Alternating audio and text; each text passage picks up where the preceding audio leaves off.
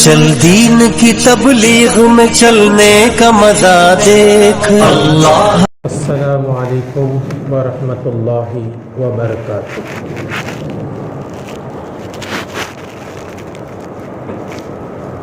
الحمد للہ رب العالمین نحمده ونستعینه ونستغفر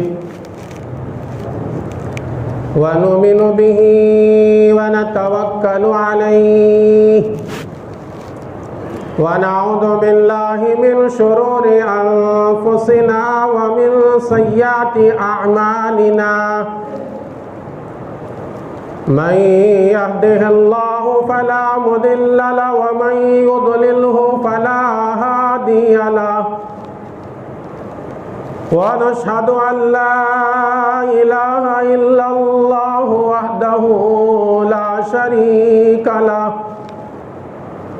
ونشهد أن سيدنا ومولانا محمدا عبده ورسوله أما بعد فأعوذ بالله من الشيطان الرجيم بسم الله الرحمن الرحيم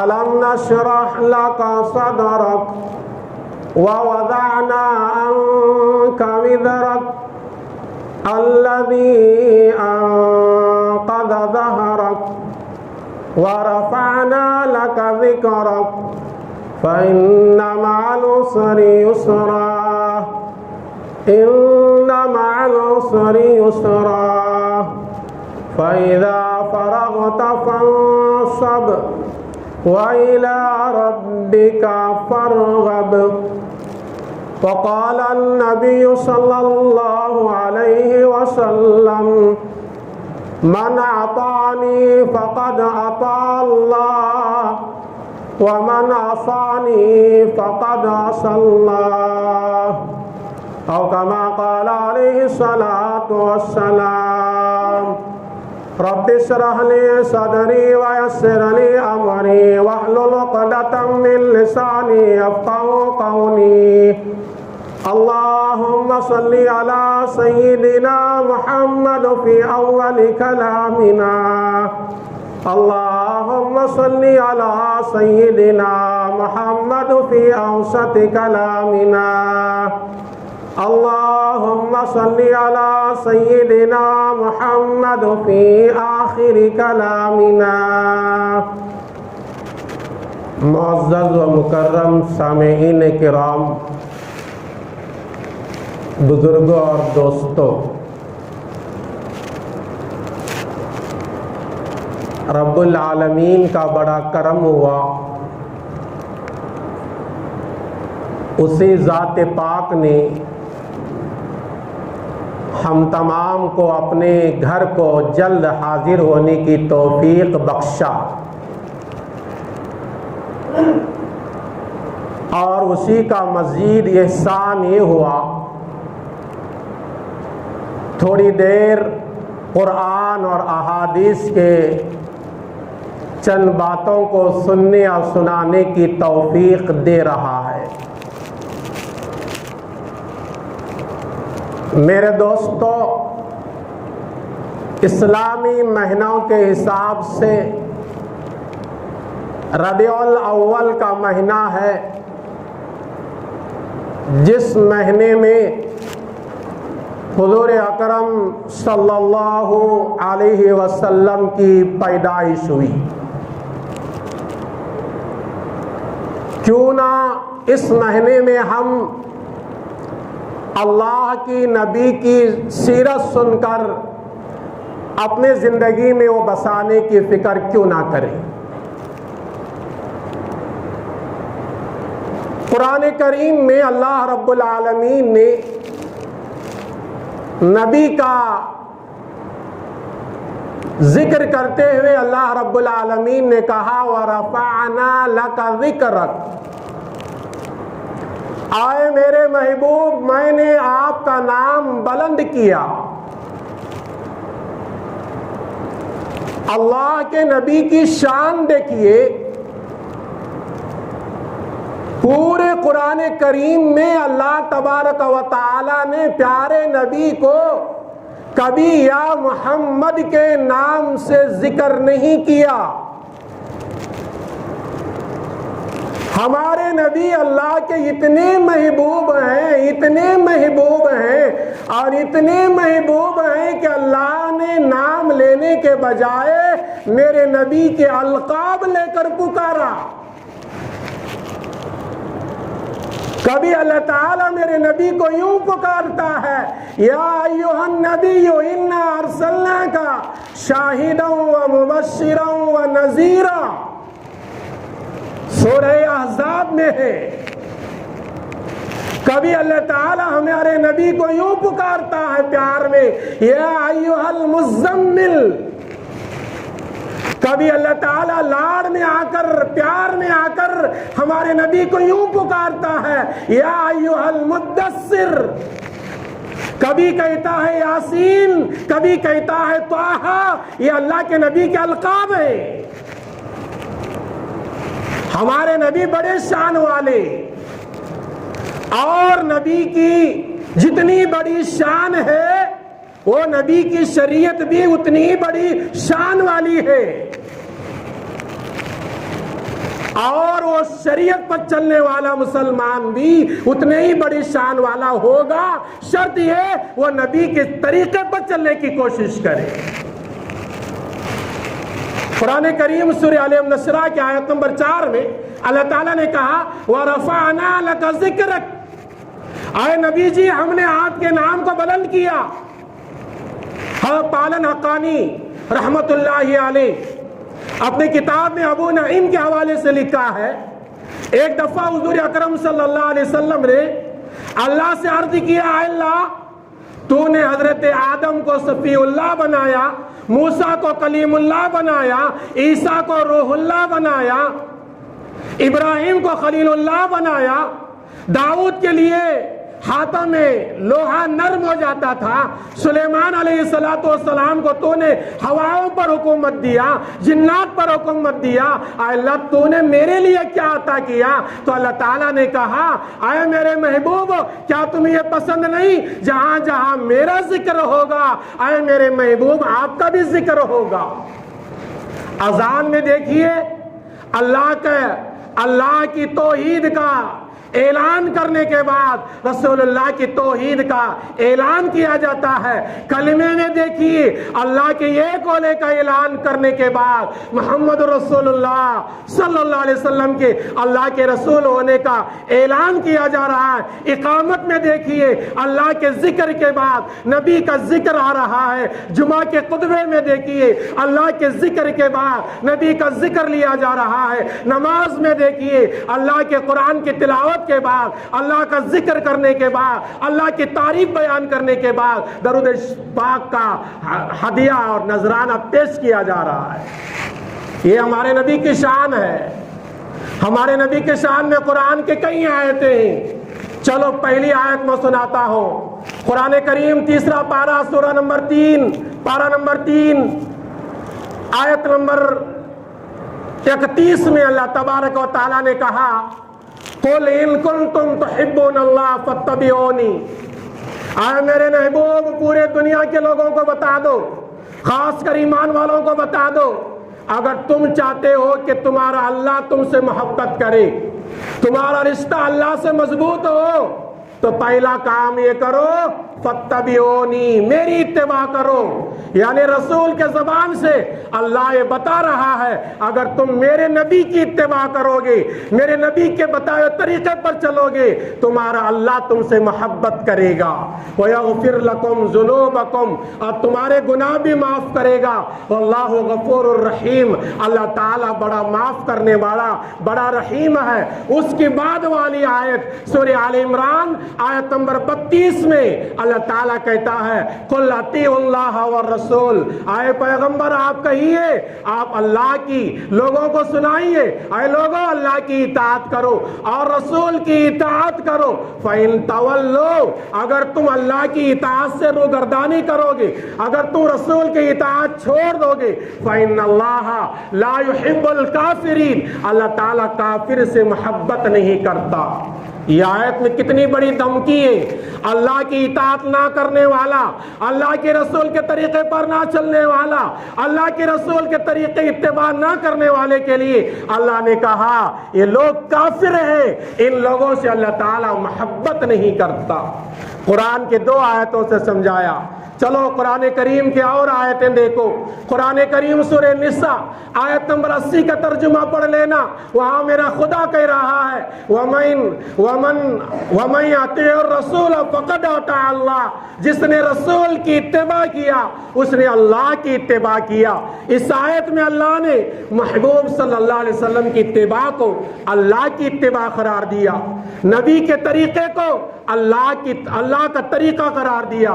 اور چلیے قرآن کریم سورہ نور رکو نمبر 7 آیت نمبر 54 میں اللہ تعالیٰ کہتا ہے وَإِن تُطِيعُوا تَهْتَدُوا، اگر تم میرے رسول کی اطاعت کرو گے اور ان کے بتائے طریقے پر چلو گے تم کو ہدایت سے نواز دیا جائے گا۔ اور چلیے قرآن کریم سورہ شورى آیت نمبر 110 کا ترجمہ پڑھو، وہاں اللہ تعالیٰ کہتا ہے وَاتَّقُوا اللَّهَ وَأَطِيعُونِ، اے لوگوں اللہ سے ڈرو اور میرے رسول صلی اللہ علیہ وسلم کی اتباع کرو۔ قرآن کی کتنی آیتیں آپ کو چاہیے جہاں اللہ تعالیٰ حضور اکرم صلی اللہ علیہ وسلم کی اتباع کرنے کی ہم کو تعلیم دے رہا ہے۔ قرآن کریم سورہ نساء آیت نمبر 69 میں اللہ تعالیٰ کہتا ہے وَمَن يُطِعِ الرَّسُولَ وَمَن يُطِعِ اللَّهَ وَرَسُولَهُ فَأُولَٰئِكَ مَعَ الَّذِينَ أَنْعَمَ اللَّهُ عَلَيْهِمْ مِنَ النَّبِيِّينَ وَالصِّدِّيقِينَ وَالشُّهَدَاءِ وَالصَّالِحِينَ وَحَسُنَ أُولَٰئِكَ رَفِيقًا۔ اللہ تعالیٰ کہتا ہے جو ایمان والا رسول اور اللہ کی اطاعت کرے گا، اللہ اور اللہ کی رسول کی اطاعت کرے گا، وہ آدمی کل قیامت کے دن ان لوگوں کے ساتھ میں ہوگا جن لوگوں پر اللہ تعالیٰ انعام کر رہا ہے۔ وہ لوگ جن پر اللہ انعام کر رہا ہے کون؟ اسی آیت میں اللہ نے کہا من النبیین، جن پر اللہ انعام کرے گا وہ نبیوں کی جماعت ہوگی، وہ صدیقین، وہ صدیق لوگوں کی جماعت ہوگی، یعنی سچے لوگوں کی جماعت ہوگی، وہ شہداء، اللہ کے نام پر جان اور مال قربان کرنے والے شہیدوں کی جماعت ہوگی، والصالحین، اور نیک لوگوں کی جماعت ہوگی۔ اللہ نے سورہ نساء کی آیت نمبر 69 میں اللہ تعالیٰ یہ پیغام دے رہا ہے جو بھی ایمان والا اللہ کی اطاعت کرے گا، یعنی اللہ کے بتائے ہوئے طریقے پر چلے گا، اللہ کی نافرمانی نہیں کرے گا، رسول کی اطاعت کرے گا، یعنی رسول کی نافرمانی نہیں کرے گا، رسول صلی اللہ علیہ وسلم جو بتائے ہیں اسی کے مطابق زندگی گزارے گا، تو اللہ تعالیٰ کل قیامت کے دن 4 قسم کے لوگوں میں سے کسی ایک قسم میں اس کا شمار فرمائیں گے، یا نبیوں کے ساتھ ہوگا، یا شہداء کے ساتھ ہوگا، یا صدیقین کے ساتھ ہوگا، یا صالحین کے ساتھ ہوگا۔ یہ کتنا بڑا انعام ہے اس مسلمان کے لیے جو پیارے نبی حضور اکرم صلی اللہ علیہ وسلم کے طریقے پر زندگی گزارتا ہے۔ ایک انسان کسی سے دنیا میں محبت کرتا ہے تو 3 وجہوں سے محبت کرتا ہے۔ پہلی وجہ ہے کہ وہ آدمی کے پاس کوئی کمال ہے، کسی کے پاس علم کا کمال ہے، ہاں اس کے پاس علم ہے، یہ بڑا اچھا آدمی ہے، اس سے آدمی محبت کرتا ہے۔ آدمی کے پاس سخاوت کی عادت ہے، غریبوں پر قربان کرتا ہے، اپنے مال کو لٹاتا ہے، تو آدمی سمجھتا ہے بھائی اس کے پاس سخاوت کا کمال ہے، چلو اس سے محبت کر لے۔ وہ پورے جتنے کمالات ہیں وہ حضور اکرم صلی اللہ علیہ وسلم کے اندر موجود ہیں۔ اللہ کے نبی صلی اللہ علیہ وسلم پر کون سا ایسا کمال بتائیے جو اللہ کے نبی صلی اللہ علیہ وسلم کی زندگی میں نہ ہو؟ سخاوت کا معاملہ لے، اللہ کے نبی صلی اللہ علیہ وسلم پوری امت میں، بلکہ میں تو یہ کہتا ہوں پوری دنیا میں اگر سب سے زیادہ سقی ہے تو حضور اکرم صلی اللہ علیہ وسلم سقی ہے۔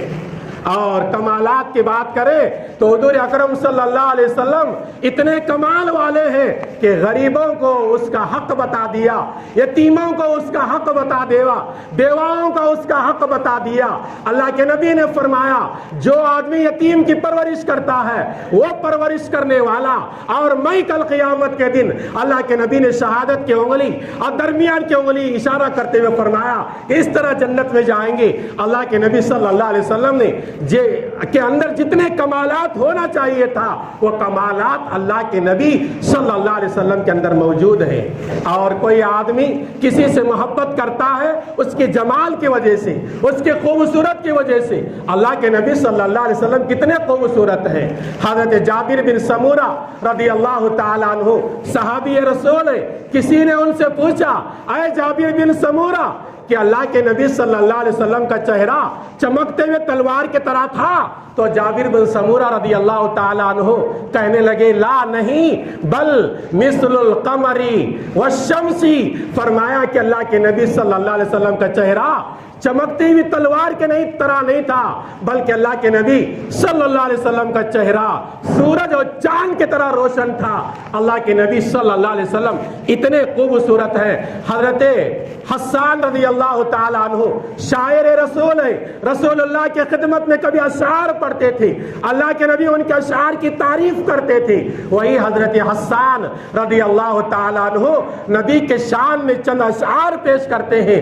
حضرت حسان کہتے ہیں وَحَسَنُ مِنْكَ لَمْ تَرْقَتُّ عَيْنِي وَأَجْمَلُ مِنْكَ لَمْ تَلِدِ النِّسَاء خُلِقْتَ مُبَرًّا مِنْ كُلِّ عَيْبٍ كَأَنَّكَ قَدْ خُلِقْتَ كَمَا تَشَاءُ۔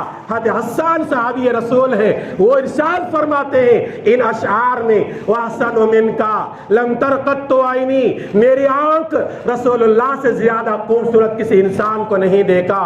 وَأَجْمَلُ مِنْكَ لَمْ تَلِدِ النِّسَاء، حضرت حسان فرماتے ہیں کوئی عورت رسول اللہ صلی اللہ علیہ وسلم جیسا پاکیزہ خوبصورت بچہ آج تک جنم نہیں دیا۔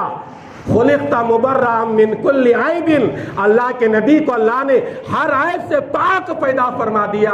کأنک قد خلقت کما تشاء، اللہ کے نبی ایسا پیدا ہوئے گویا اپنی مرضی سے پیدا ہوئے، جیسا آدمی اپنی مرضی سے پتلا بناتا ہے اس کے اندر کوئی عیب نہیں ہوتا۔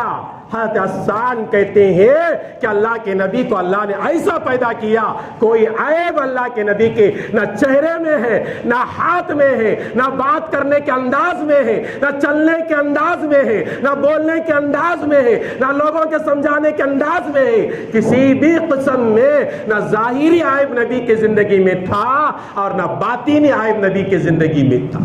ایسے نبی اللہ نے ہم کو عطا کیا، ایسی نبی کی شریعت اللہ نے ہم کو عطا کیا۔ ابھی ہم غور کرنا چاہیے وہ شریعت پر ہم کتنا عمل کر رہے ہیں۔ نبی کے محبت کے دعوے تو ہر آدمی کرتا ہے، میں بھی کہتا ہوں کہ میں نبی سے محبت کرنے والا، فلاں بھی کہتا ہے کہ نبی سے میں محبت کرنے والا، لیکن جب محبت کی بات آتی ہے وہ بات پر بات ختم نہیں ہوتی۔ اب دیکھنا یہ پڑتا ہے کہ محبت کے دعوے کرنے والے مسلمان نبی کے طریقے پر کتنی زندگی گزار رہے ہیں اور کتنے اس کے اوپر پابند ہیں اور کتنے پابندی سے دور ہیں۔ حضور اکرم صلی اللہ علیہ وسلم کے صحابہ دیکھیے، حدیث صحیح بخاری میں، صحیح بخاری حدیث نمبر 1723 حدیث ہے۔ حضرت انس رضی اللہ تعالی عنہ فرماتے ہیں، صحیح بخاری میں امام بخاری نے احادیث کو لاتے ہوئے اس حدیث کو بھی لایا ہے۔ حضرت انس فرماتے ہیں میں حضرت ابو طلحہ رضی اللہ تعالی عنہ کے گھر کھانے کے بعد صحابہ کو شراب پلا رہا تھا۔ یہ اس زمانے کی بات ہے جب شراب ابھی حرام نہیں ہوئی تھی، قرآن نے شراب کو حرام قرار نہیں دیا تھا۔ حضرت انس فرماتے ہیں میں ابو طلحہ کے گھر میں چند لوگ جمع ہوئے تھے، کھانے سے فارغ ہوئے، اور کھانے سے فارغ ہونے کے بعد جیسے آج کے ماحول ہے، گرمی کا سیزن ہے تو مہمان کو ہم آئس کریم کا انتظام کرتے ہیں، کوئی ٹھنڈے جوس کا انتظام کرتے ہیں۔ عرب کے لوگوں کے گٹی میں شراب تھی، کھانے کے بعد لوگ شراب تقسیم کرتے تھے۔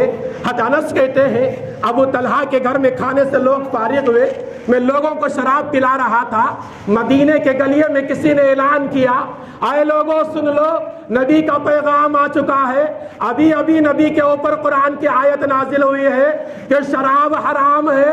صحابہ نے اعلان سنا تو فوراً شراب کے لوٹوں کو توڑ دیا، شراب کے گلاس کو پھینک دیا، جس کے منہ میں شراب تھی اس نے پھینک دیا، جو شراب کو پینے کے لیے ہاتھ میں لیا تھا وہ پیالہ پھینک دیا، کہنے لگے آج کے بعد ہم شراب کو ہاتھ نہیں لگائیں گے۔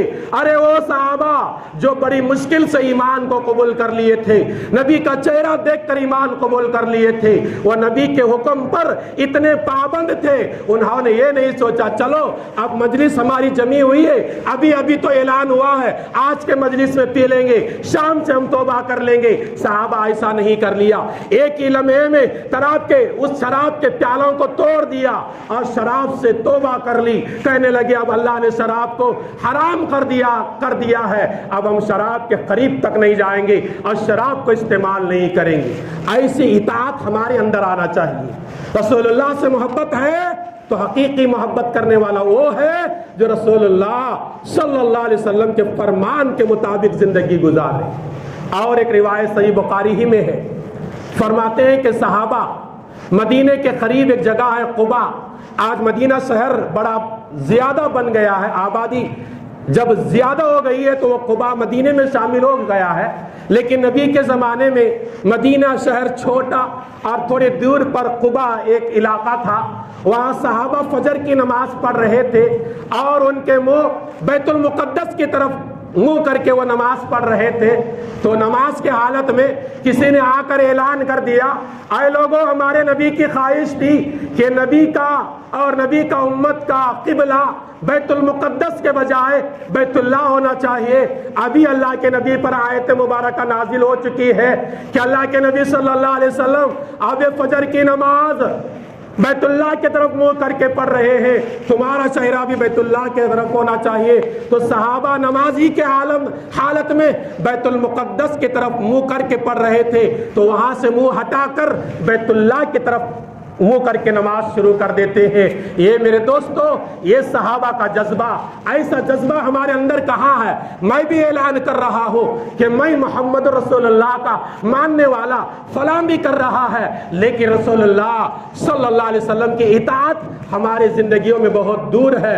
اس لیے میرے دوستو، رسول اللہ صلی اللہ علیہ وسلم سے محبت بھی ہونا چاہیے، رسول اللہ صلی اللہ علیہ وسلم کی اطاعت بھی ہونا چاہیے۔ صرف محبت کے تم نعرے لگاتے رہو گے یا گن گاتے رہو گے تو مسلمان کامیاب نہیں ہوتا۔ محمد رسول اللہ کے محبت کے ساتھ میں محمد رسول اللہ صلی اللہ علیہ وسلم کی اطاعت کا جذبہ پیدا کرو۔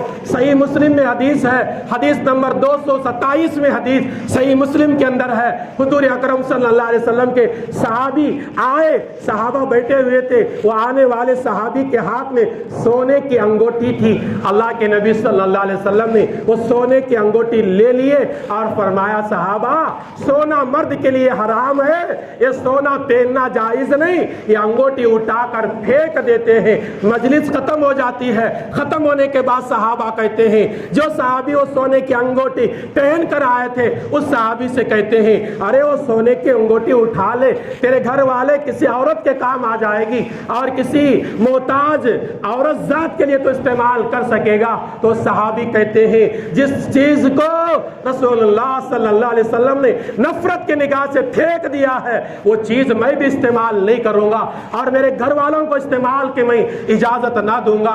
یہ میرے دوستو یہ صحابہ کا جذبہ ہے، ایسا جذبہ پیدا کرو، جب ہی تو مسلمان دنیا میں کامیاب ہوگا۔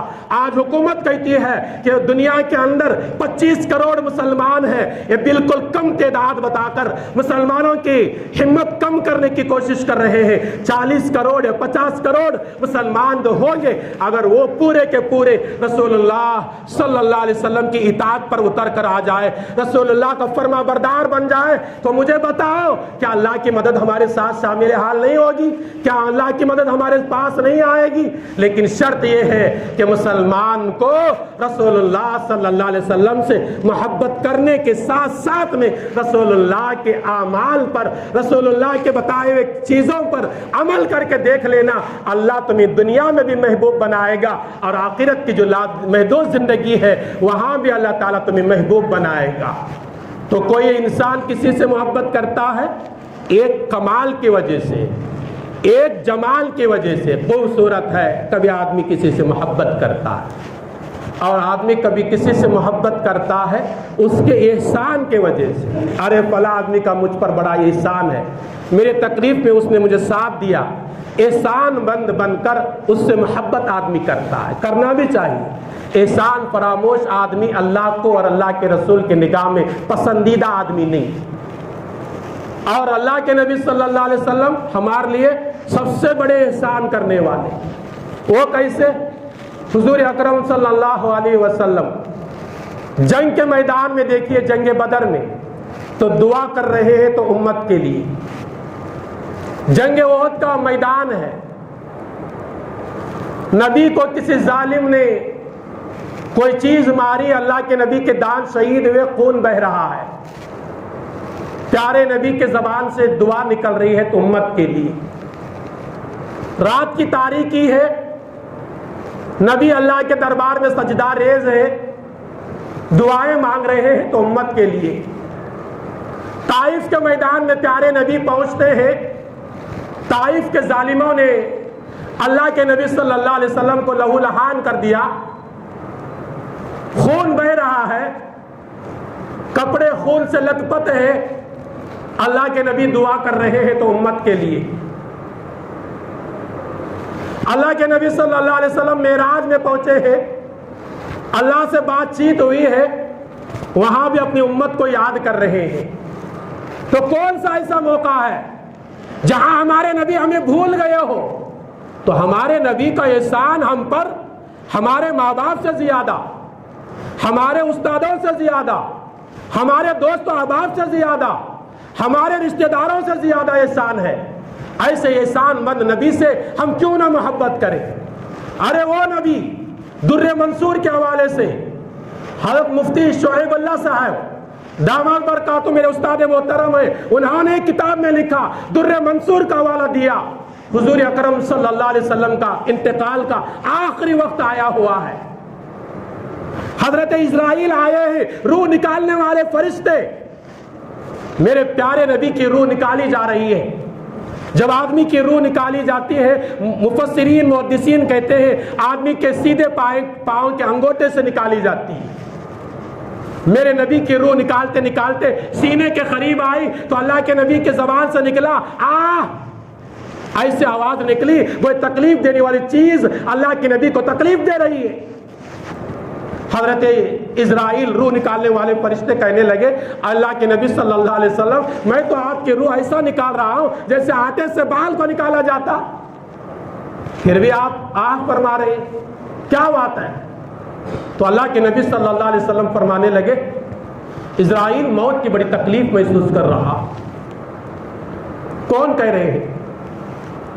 اللہ اکبر, جن کے بارے میں اللہ تعالیٰ نے کئی قرآن کریم کی آیت میں ذکر کیا.